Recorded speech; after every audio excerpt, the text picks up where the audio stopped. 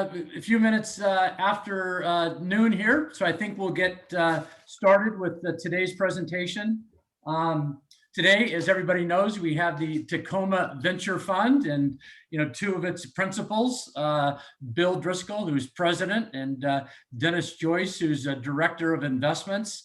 And it's really interesting for me to have them today because what they're doing in Tacoma and the South Sound is really very similar to what Cindy and I and Ignite and the Spokane Angel Alliance are doing for our community.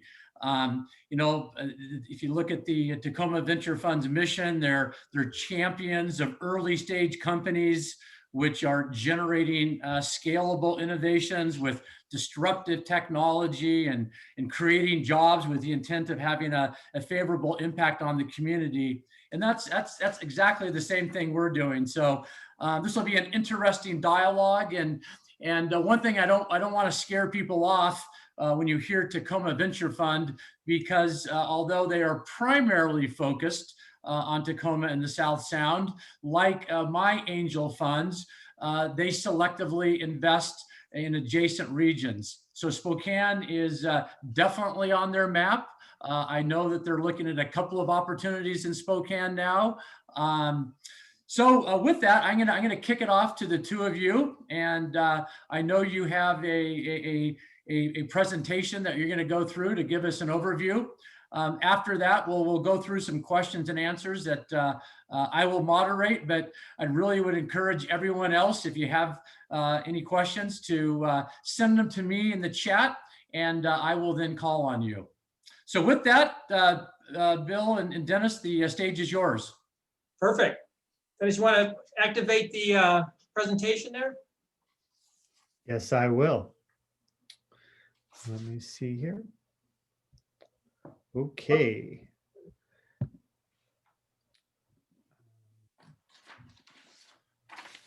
Away we go.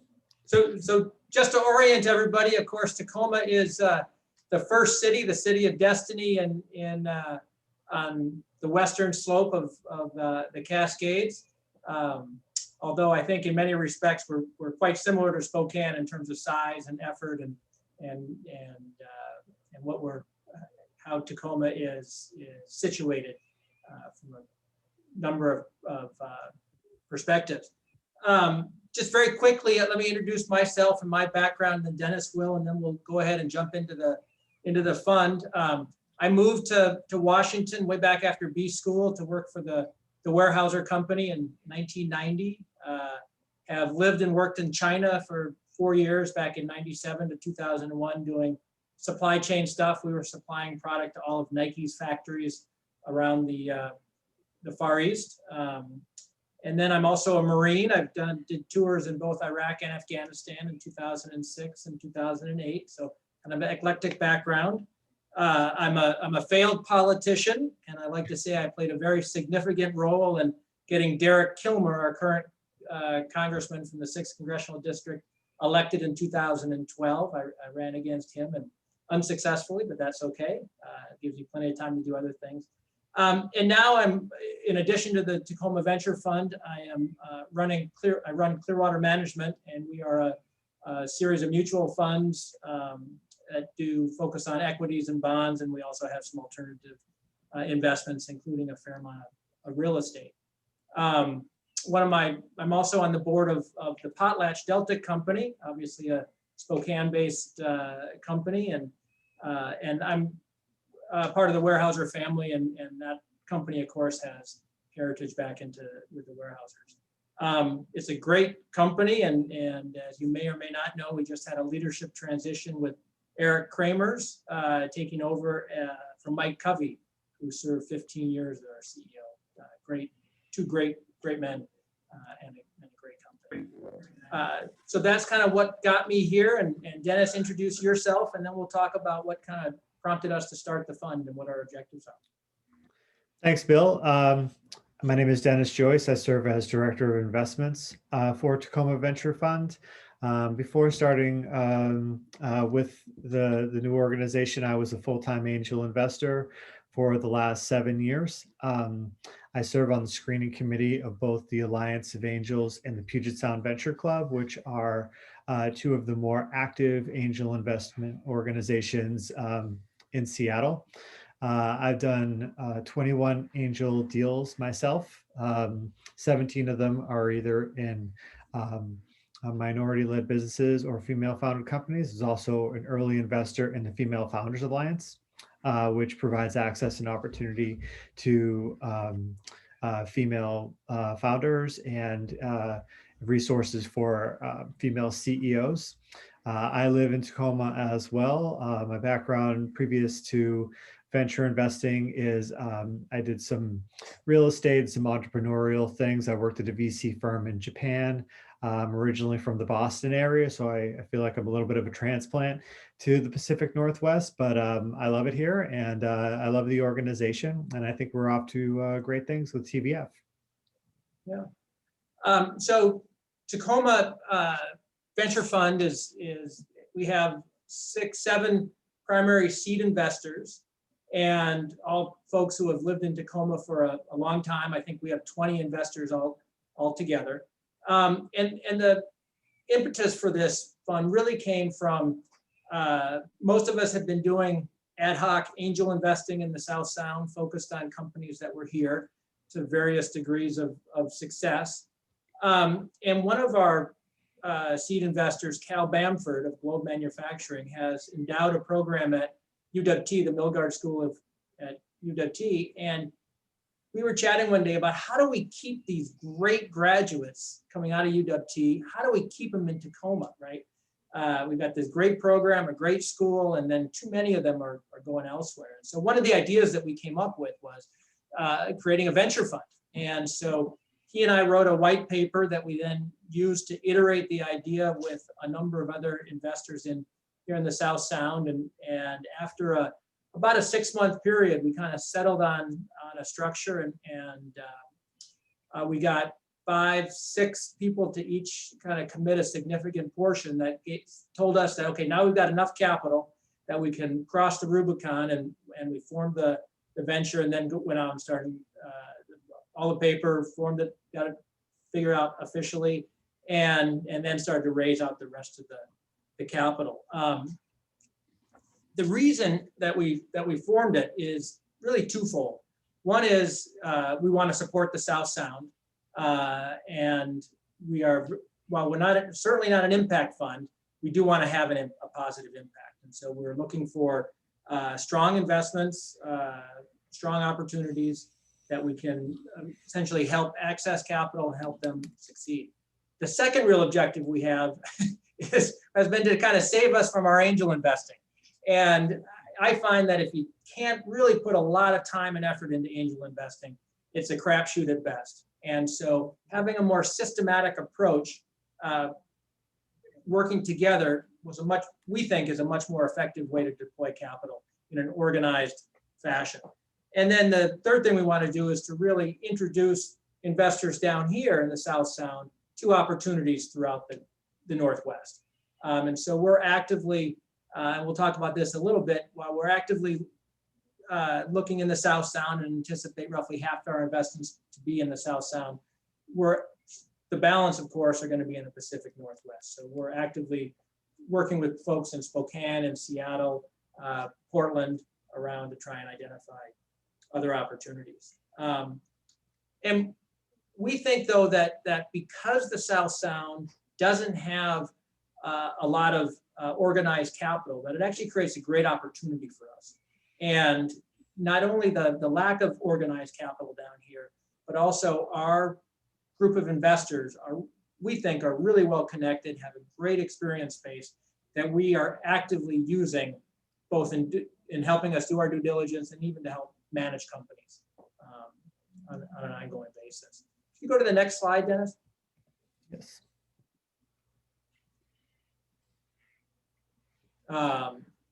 So this is essentially what I was talking about. And I think a lot of people, I think you'll see these common themes in Spokane, the decentralization of venture capital. You've got local expertise. I mean, if I wanted to go invest in an ag tech company, I sure wouldn't go to Seattle. I would want to go east of the mountains to Spokane and other places like that. Certainly is going to have a competitive advantage in that area and other things as well.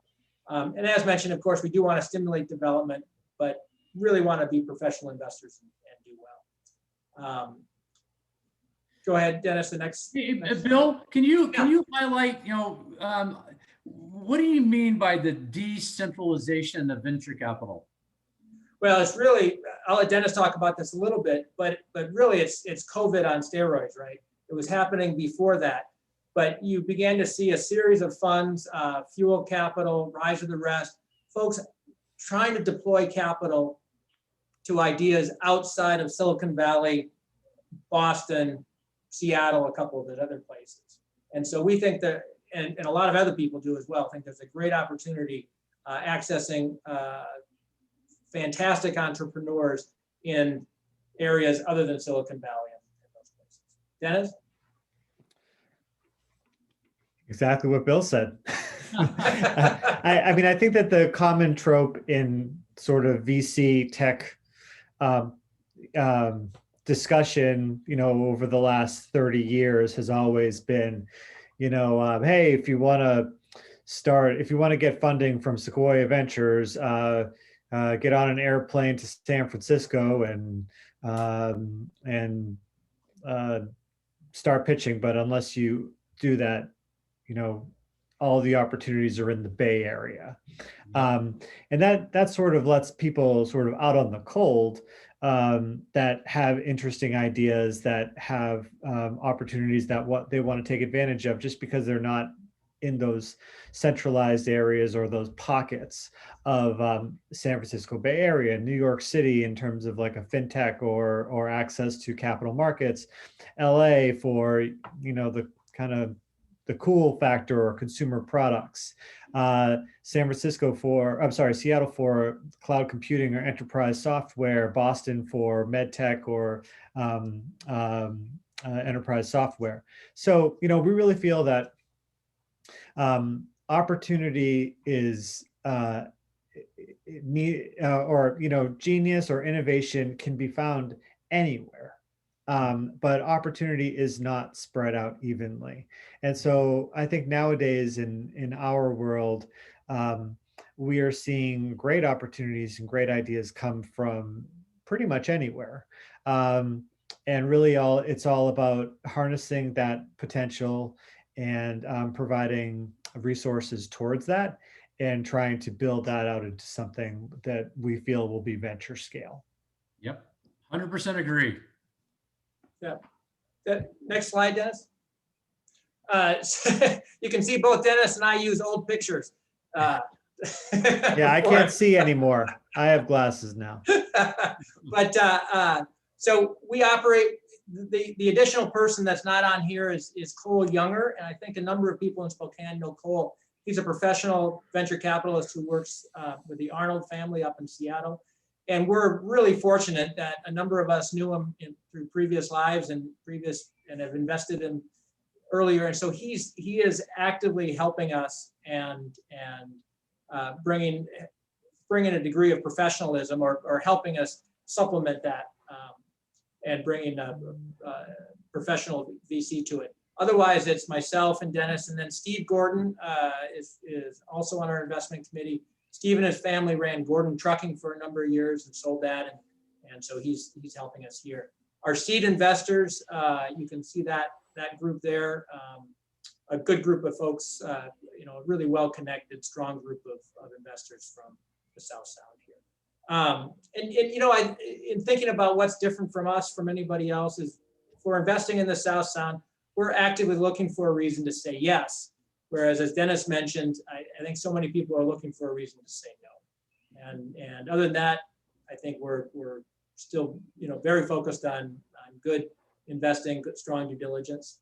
Go to the next slide, Dennis. Had there, before you put together the Tacoma Venture Fund, had there been any other formal angel funds or angel networks in the South Sound? There was a Tacoma Alliance of Angels for a little bit, and maybe a Keiretsu Forum kind of went on and off. And really it was a function if there was somebody who was passionate about it and wanted to drive it, they would do it, and then they ran out of steam and it disappeared. I don't know how many investments came through those. Okay. And so this group of people really is part of the network that people would call and very inefficiently to go try and raise money and have to pitch a bunch of people. And so those seed investors all said, hey, this makes a lot of sense. Bring it together, have a professional try and organize it, manage it, and oversee it. So. Yep. Good. Just in terms of the fund, we have a $12 million targeted raise. We're essentially there. And just in terms of the math, that's going to allow us to do roughly $250,000 initial investments. And so our investment phase is kind of between 100,000 up to probably 400 for initial investing. We're sizing that so that we've got roughly 40% of our capital we're anticipating for initial investments, 60% of that's for follow-on investments. And of course, that's having enough capital for follow-on investments is one of those lessons that an angel learns when they get squeezed out when there's a bridge round or something, that you have to have that additional. So, and as I mentioned, roughly 50% South Sound, 50% really Pacific Northwest, not Greater Puget Sound. And we're looking, angel to seed round, and those terms kind of morph depending on who's talking about them. But Yep. we're looking to invest in companies that are trying to raise between 500 and $3 or $4 million. And those are soft requirements. We are largely agnostic in terms of from a technology focus. And part of that is if we're too specific, of course, we're not going to get enough pitches to swing at down here. Our goal is to make 5 or 6 investments a year, I would guess. Really, it's just Dennis and myself who are sourcing investments. And so there's a limit to what we can do. We're very interested in taking an active role in those companies, but it might not be Dennis and myself. It could well be one of our investment investors who has the desire and the time and the expertise to do that. Let me just, I think we have a great case study. Go to the next one, Dennis, if you would. Hey, can I just jump back to that slide? Yeah, please.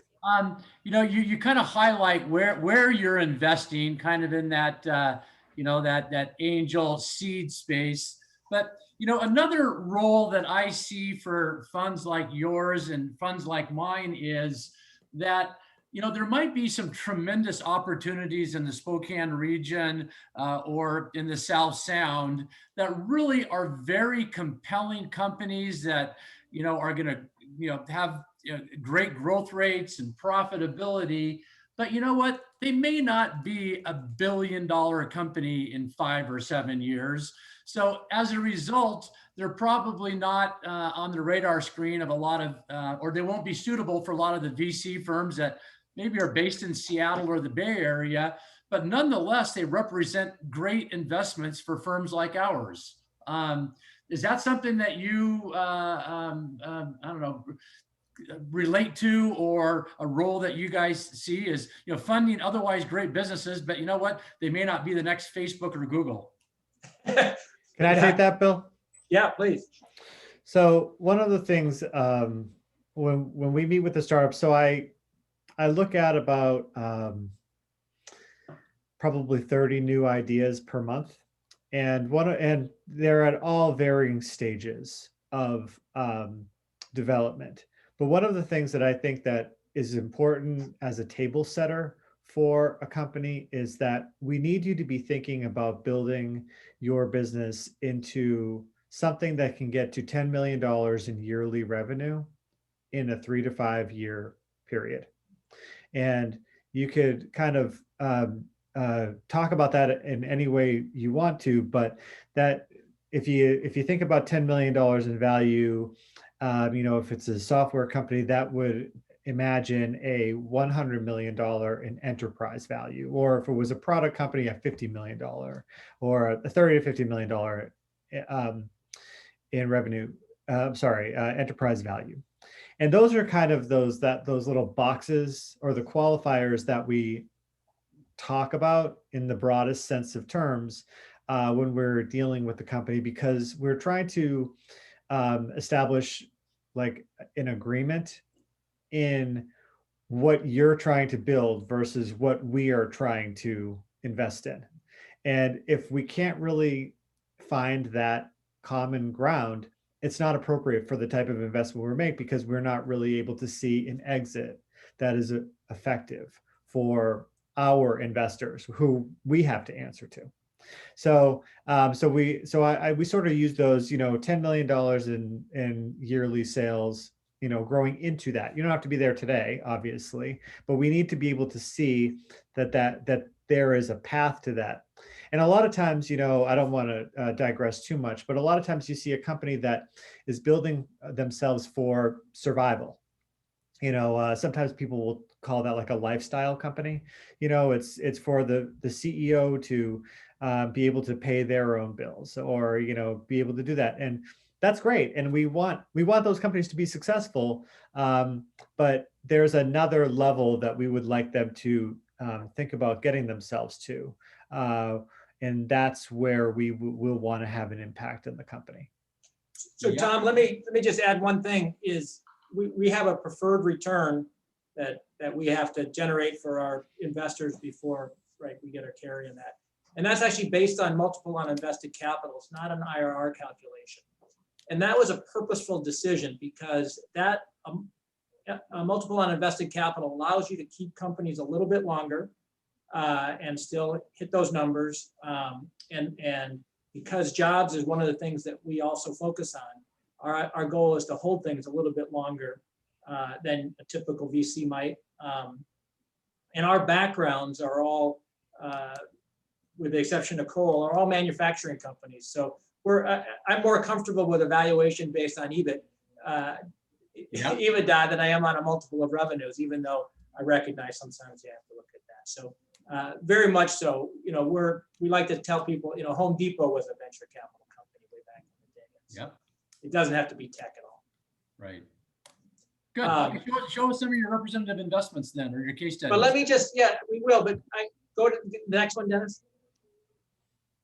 This is actually what we want to replicate here and this is not a Tacoma Venture Fund company, but it's what our goal of representing is. And Internet ID was a local company that I invested in as an angel investor. And they had trouble raising money. I was the only outside investor. And then eventually they had to go out and raise money, and they did that through Bessemer Ventures. And after they kept growing, and eventually they sold the company to Infoblox, which is a company out of California. Infoblox, once they learned about Tacoma, they decided, wait a second, we don't want to shut this company down and move them down to California. We're actually going to move our operations from California up to Tacoma. And so Infoblox today is is a large employer in Tacoma, 250, I think, employees. And the two entrepreneurs, Lars Harvey and Rod Rasmussen, are no longer working at Infoblox, but they have stayed in the ecosystem.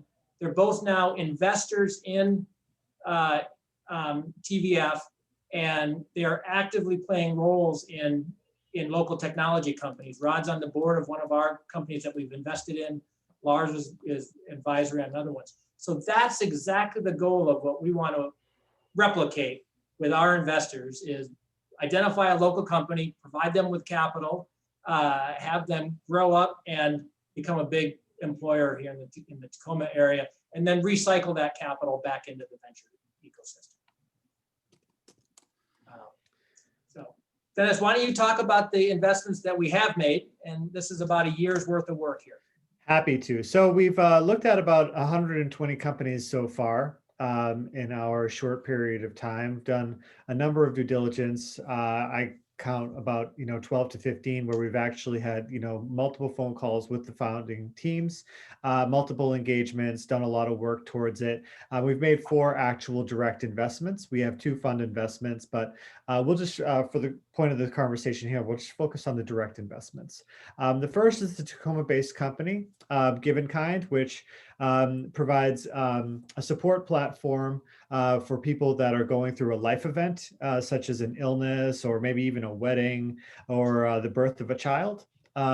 It allows you to create a page, kind of like a GoFundMe. It actually integrates with GoFundMe and allows the people that are helping support the person going through that to schedule, like meal trains or give them gift cards, like maybe a Starbucks card or like a Subway gift card. So a very fast growing company here. I was in the deal as an angel. And about a year ago at this time, they had sort of come back to their investment in their current investors and were looking to raise a bridge round on a convertible note. And we put it through our paces of due diligence and made a small investment. We are very happy with the company. And Laura Malcolm is a local entrepreneur. She's a graduate of one of our top high schools. So it became a really good, high five for Tacoma. The second company is also a Tacoma-based company called Humming. And Humming provides a platform for companies to make advertisements across a number of different demand service providers, such as Roku and Bing and Google. So we were able to engage with them. We had a number of meetings with them over a period of time. And back in the summer, we decided to re-engage with them. We liked a lot of the growth that they were doing. They had added a couple of investors we thought were very key to the team, and we thought it was a good opportunity for us to make an investment.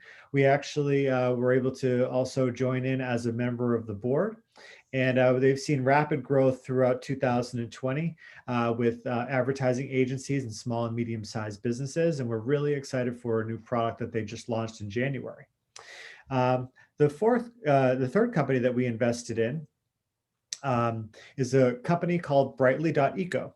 And they're a Seattle-based e-commerce platform. This was a graduate of the Female Founders Alliance Ready, Set, Raise Accelerator program. And they were raising a price round that actually had a deal lead already locked in.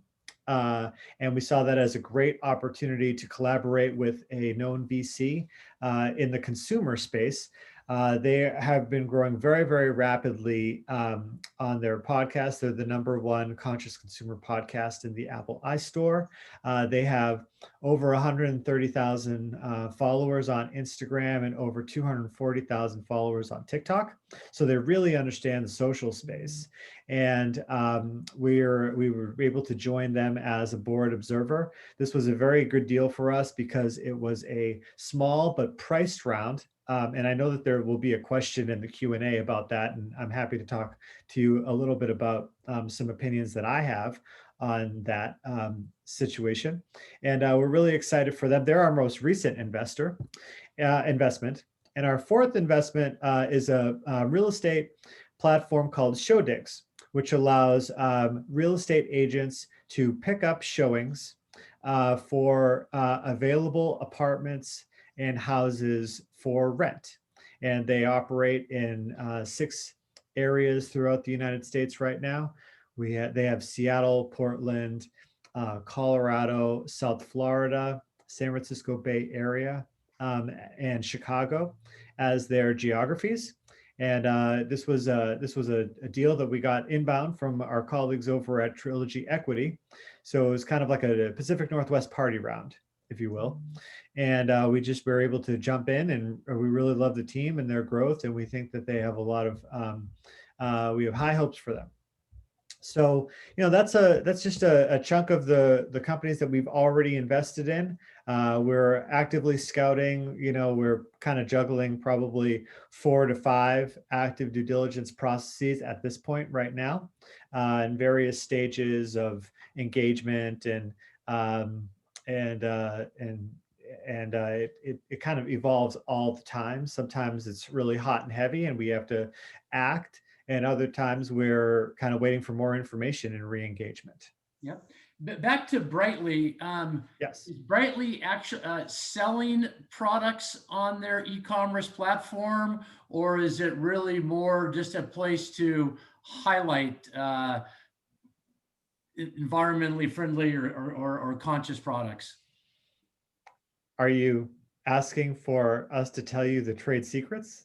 No. No, I'm only curious because once upon a time, I started a company called Green Cupboards that was selling environmentally friendly products. So it's kind of a space I know well. I'd not heard of Brightly, and was just kind of curious if it hasn't been announced yet what they're doing. That's fine, but kind of just curious about what they're doing in e-commerce for conscious consumers. Well, Bradley started off as a podcast by the two founders, Laura Alexander Wittig and Lisa Moseva. And they were at Amazon and Adobe at the time. Lisa was a box delivery expert. And they were just doing this podcast, but the podcast really took off. And what they were doing at the time were highlighting environmentally friendly products that they liked. And they were just talking about some of those issues. They've uncovered like a broader conversation of like, what does it mean to be green? Is it about, is it about being like, everything has to be this way or the highway, everybody has to be vegan and everybody has to recycle everything they use and et cetera, et cetera? Or is it more of a gradual progression of like thinking about your lifestyle? And they've engaged in that conversation using current distribution platforms such as they previously had a Slack channel with over 11,000 ambassadors that were very loyal to the brand Brightly.eco. They really were interested in the conversation. As such, they sell advertising on their podcast. They highlight companies for a fee on their social channels. So there's revenue streams as far as that is concerned. We are expecting them to evolve their product in the later part of the year to be able to actually sell on the platform. Currently, that is in development, and so we're just kind of we're moving there. What we really love for them is they're very, very loyal and captive audience that are absolutely committed to the consumerism. A lot of times we see companies take it the reverse way. It's like, we want to build a product and we hope that people come. Here it's, we're going to grab a huge amount of audience and then we're going to build a product for them. Yep. But Tom, your point is highlights exactly the nub of the discussion at our investment committee of trying to figure out how are they going to monetize this. And again, it was a couple of paths forward through that. They hadn't done it, but the one woman's expertise and experience at Amazon was kind of the thing that kind of pushed us over the edge, that she's seen it, she's lived it, and can push forward on that. But that's exactly the question. Well, Green Cupboards quickly pivoted to working very closely with Amazon as well, and then changed its name to E-Tails, and then now it's called Caspian. But affiliating with Amazon was a very wise and necessary pivot that we made. Yeah. One other thing that Dennis just alluded to is we've also made two relatively small commitments that we can allocate 10% of our fund to other funds. And so we've made a commitment to Founders Co-op, Chris DeVore's Founders Co-op up in Seattle, and then Kirby Winfield's Ascend BC. And that was very purposeful because we thought very highly of both Chris and his team there and Kirby, who's more of a one-man show. But we thought it was important, since we were new, of how do we accelerate our deal flow and how do we build out expertise to help us do due diligence and build that network. And so we thought this made sense, and we were, again, very supportive of those two entities and the experience they've had. Well, that's a good way to do it. Another really good way to kind of widen the net, and you're doing it because you're looking at opportunities outside of the South Sound, a couple in Spokane. The more active you get in other communities, you're going to get the funds in those areas to look at your deals too, which is why, I selectively invest in, Seattle or Portland, because I really want to be able to have the firms in those areas look at my deals. Yep. Well, that's going to be one of our, and one of the really areas that coal is going to be so important. And of course, once you have and we do hope to be able to get into leading kind of the second round investments. And we have folks down here, if Given Kind or Humming, we're hoping to be able to do that. But obviously, you have to have a great network. And so Cole's network, Dennis's network over the last number of years with Seattle and other venture firms as well. Good. Important. Okay, well, we're transitioning to the Q&A portion. We've got some questions coming in, and I really encourage other questions. Just send them to me in the chat, and I've got a handful as well. But the first question comes from Gary, and Gary runs economic development for Greater Spokane Inc., which is our Chamber of Commerce here. Gary, do you want to ask your question? Sure. Thanks, Tom. One, Dennis, I appreciate your comment around talent and opportunity. I had a friend, school district superintendent. She would always say, talent is equally distributed, access to opportunity is not. And so trying to make sure we're getting that opportunity out to the talent is something I have passion for as well. My question really is, since I'm the economic development guy for Greater Spokane Incorporated, and probably the similar organization to us over in Tacoma would be the Economic Development Board of Tacoma, like Bruce Kendall's group.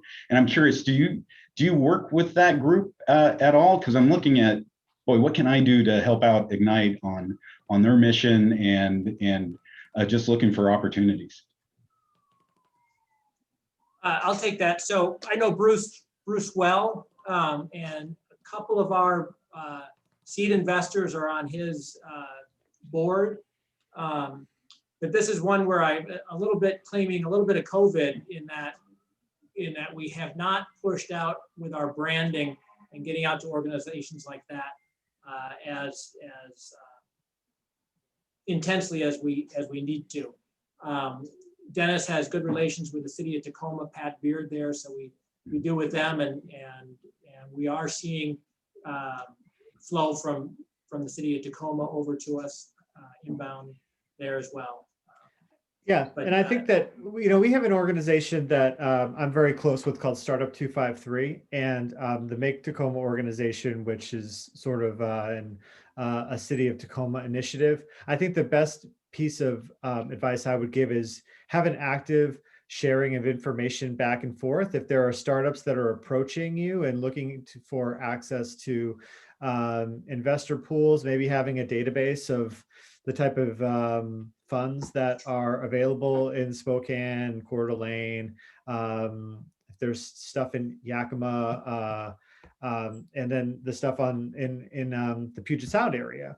I think one place to really keep updated with is the Angel Capital Association, which has regional database of all of the available funds that are around. And if it's your mission to reach out to them, to have like a conversation with them and being like, well, what kind of companies you guys looking for? What kind of things can we send your way? So that if startups are approaching you, you're able to be a resource for that. And if you're looking to kind of bring that up. So I mean, that's sort of how I approach it. I have regular conversations with the people from Tacoma, and I just said, I have an open door policy. Anything that you see, if people are approaching you, knock on your door, send them my way. I will have a meeting with anybody about that. We can't guarantee we're going to make any investments in that type of thing, but we want everybody to have a voice. So I think that that's probably the best thing that I could say. Gary, I would just say that we actually are aspired to Ignite, right? So one of our secondary missions is to kind of stimulate the VC ecosystem down here, the venture ecosystem. And I got to tell you, based on my last observation of the last meeting you guys had, is you guys are a decade ahead of us. And so we're going to have to run really hard and essentially copy what you guys are doing and try and replicate a bunch of that here. Oh, I'm so glad we're recording this. I might have to, I might use that. Thank Yeah. you. Please do. I'll send that over to Bruce. I appreciate that. Yeah. Perfect. And we've got a great question from Chad Clay. And Chad is working with a really interesting company that has been incubated at WSU. So Chad, you want to fire away with your question? Yeah, sure. Thanks. Just wonder about your approach. I've talked to a few venture capital guys, seed guys, angels, and just your approach in evaluating a potential deal and where you might put emphasis on the team versus the product versus any lead investors or any other considerations that you take into account as maybe a matrix approach to scoring something as an initial broad brush to see if it kind of meets your criteria for a next step. So a lot of different philosophies out there on what matters most, but just if you could talk to your approach on that, that'd be great. I'll take a first shot at it. And, you know, in this early stage, obviously, oftentimes there's a relatively lack of concrete product to market fit, right? Because it's still early. That's, of course, why people need capital at the seed stages to go prove that out. And so obviously a lot of that then defaults back to the venture, to the entrepreneur and the team that he or she have been able to pull together. And, you know, typically, of course, you like to see experience and have they grown another company before? Do they have a lot of experience in the marketplace? But then everything is an exception. One of my first successful ones was with Coinstar, and Jens Molbach, the CEO of that, founder of that, developed it at the business plan when he was at Stanford Business School. So didn't have any experience and hadn't been through a company, and yet that was proved out to be very successful. So, you know, every rule has its exceptions. So it's obviously back and forth. But then having, you know, the entrepreneur has to be able to have a clear vision for where he or she wants to take it. And I think also a very clear understanding of who the competitors are and what are the downside risks. And because if you can't articulate those, you haven't thought about them, and that's it. So Dennis, What more can I say? Huh.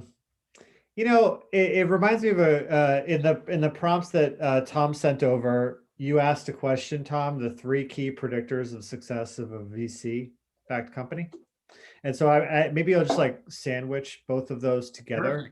Bill already talked about the product and the vision. I think that I don't need to jump on that, but I would just say that like the leadership is really, really, really important. Our engagement with the company will primarily be with the CEO after we make the investment.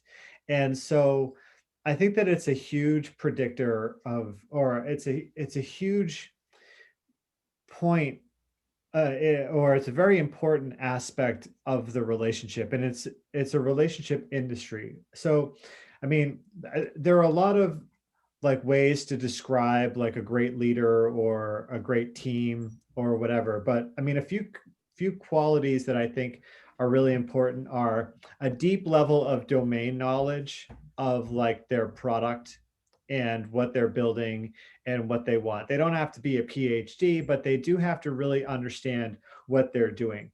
For me, integrity in your word is about as high as you could possibly be. If we don't have, if a person is not like doesn't have a lot of integrity, then I think it's kind of like a non-starter and we can't relate to them. And if I find out that people do not have integrity, it really sours my relationship with them, because I just think that if we can't be on that level, we can't do all the things that are, you know, there's enough things that are stacked against us as we're going for world domination, that if you have some of these qualities, if a person is weak in integrity, we're going to have problems. I think resourcefulness is really important. The ability to, maybe you don't have all the answers today, but to be able to, the ability to make a few phone calls and get to where you want to go, or hire the people that you need to hire in order to fill out your team. That's super important. And like, I think professionalism, those are the things that, like, responsiveness, because we're going to have a relationship with each other, hopefully for a 3 to 5 year period. So those are a lot of like qualities that I look for in that. And it reminds me of something one of our investors said to me, Fred Goldberg from Saltchuck, who is, a kind of a mentor for us. He said, great people can trump great product any day of the week. And, it's kind of, it might sound trite, but when you really think about like the actual work that people are doing, is you're going to pivot your product. You're going to evolve it. You're going to have to build more features. You're going to have to go into different directions. It's not the product that's going to do that. It's the person that is driving that product that is going to make those decisions. So it's great people that you want to be aligned with. Good question. Hey, Bill, I also had a chance to meet with Jens Molbach right when he was finishing his Stanford MBA, and his thesis was on Coinstar. Yeah. But I didn't invest. Did you? We did. Good for you. Good for you. So I knew one of his classmates, and that was who eventually went to work for him. Yeah, that's actually one of those meetings that is so clear in my mind, because he came to me when it was, it was just a raw typewritten idea. And to see what it became is just phenomenal. But that's the thing, Tom. In hindsight, we never should have made that investment. Yeah. Right. I mean, so, right. So that's the other thing about diversification. Having a fund allows you to diversify and get lucky once in a while. We have a few more questions. Rick Rep with Witherspoon, who we introduced you to earlier, has a question. Sure, thanks, Tom. I'm curious. A lot of times when we talk to VCs, they'll invest in what their background expertise is in. And you guys both mentioned that you have a manufacturing background, and yet the investments that you highlighted all look like software plays. So I'm just curious if you guys are seeing manufacturing innovations that are intriguing you, or what's the story there? Interesting. So we're actually looking at one kind of more of a manufacturing entity. Actually, another one out of Spokane that we're looking at right now. More focused on that. I think it's kind of where the number and frequency of the opportunity. I think we just see more. There's more deal flow in those other areas. Rick, it's not a. And the other thing is, capital intensity, right? How much money does an entity have to raise? And the challenge is something like Brightly doesn't have to raise a lot of money to get out and do things. Whereas if you got to buy some machinery and do all that to make something, that's a lot more capital intensive, and you have to raise a little bit, raise more money. I don't have a manufacturing background, unless you count working for a shingle factory when I was in high school. I did a lot of sweeping. I think we're sector agnostic. I have made a manufacturing investment in my angel world for a modular home builder. It is a long road. It's a long journey. It's very capital intensive. So, for us, it's like, I think it's about the capabilities of the founders to be able to execute is really high on our list. Always very important. Dan Rourke has a question, and Who's that? I think you might know Dan, but he's one of Spokane's very prolific entrepreneurs. Started, grown, and exited a couple of healthcare life sciences businesses, and is now on his third one, which I think you're somewhat familiar with. Hey guys. Dan spins a good story. No comment. So we don't have any boats in our pictures of downtown, but you can see we've got water still. That's in my background there. But Like I it. heard, Bill, you say that you invested in Internet ID in '96. Did they ask you to help vet the offer that they got? And did you provide any feedback on that? Interesting question. So it wasn't in '96, it was later than that, but Oh, okay. maybe there's a typo in there. But no, when Bessemer came to them, they kind of took their own counsel, and which was, I wasn't a huge investor. Okay, got it. But I certainly, those are the types of conversations I appreciate having with, and just bring a third party perspective. Sure. You know, along those lines, what is a reasonable expectation these days from time of initial investment to exit? Well, we're still in year one. So, But when you're looking at companies, I mean, you know, what's just a reasonable time frame, reasonable expectation to really get to critical mass, establish industry leadership, and be in a position where you can, you know, again, reasonably expect to attract favorable offers? 1 year. I can start with that a little bit. I'd rather not speculate on how long it takes a company to get to an exit. I would rather talk about like the step-by-step process with which a company needs to take to get to the next level. And that level is different for every single company. But I would just say that, you know, typically we look for an investment that we, you know, will make an investment. They will have enough capital to deploy that, you know, gain some traction. That could be sales traction, it could be numbers traction, it could be customers traction, but it get some traction to let us know that we have like lit the fuse, like something has happened with that. And we know that it takes time. So we try to think about giving them runway to get through like one business cycle at the very least, you know, 12 months, 18 months, 20, 24 months. And depending on like when that is, like in the year, like we're in March. So, you know, we have 9 months until we get through the holidays. If you're selling a product that's dependent upon the holidays, you need the entire 9 months to get through that business cycle. If there's a seasonality in January and February and a lull, you need the 12 months. And if there are things that you're learning over that, you need more than 12 months. You need like an 18 months. But we're in March again. If we're thinking about 18 months and we know that December is your big time, what's the point in only giving you enough runway to get you to September of 2022?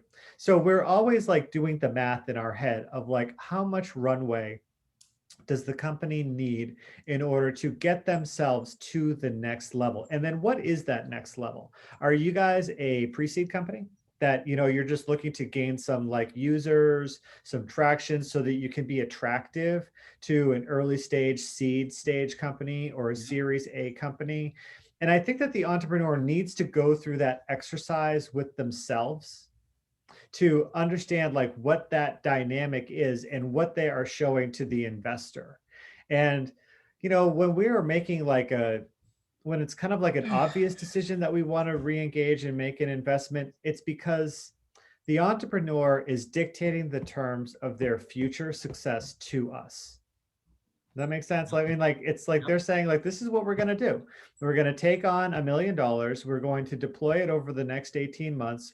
At the end of the day, we're going to have a certain amount of, you know, cash burn in the negative. And then at the end of that 18 months, we're going to be out raising more money to scale our business. And these are going to be the terms of it. And here's where we are going to be in terms of customers, in terms of sales, in terms of product. And this is how much we're going to raise to get ourselves to the next level. And then when we get to that next level, we'll be able to raise this amount of money. And when we sort of, you know, right now we're dealing with like an empty piece of a puzzle. And when the entrepreneur is telling us their path and where they're going to go with things, Yep. that's like 5 more pieces of the puzzle that gives us a very, very clear indication of where they're going. Now, we know that there are going to be 1,000 ways that this is going to not actually play out. It's going to take way longer. It's going to be way harder, blah, blah, blah. But that's the plan. And that's what we're like working towards. And that's where we go. Now, I have only one positive exit in my 7 years of writing checks. Yeah. So I also know that it takes a heck of a long time. Yep.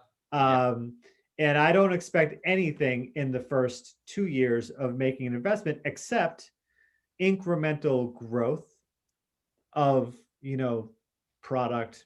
Yep. audience, Tom, what's your customer. perspective on this? Well, my perspective with respect to with it, I always, when someone asks the question of an early stage company, what is your exit strategy? I usually kind of just shake my head and say, who knows? My response is, your exit strategy is to become a leader in your market or your market sector. Number 2, grow your revenues at a rate faster than the growth rate in the market, which implies you're taking market share away. Number 3, increase your profits every year. And if you do all of those three things at a natural point in time, you'll be a candidate for a favorable exit.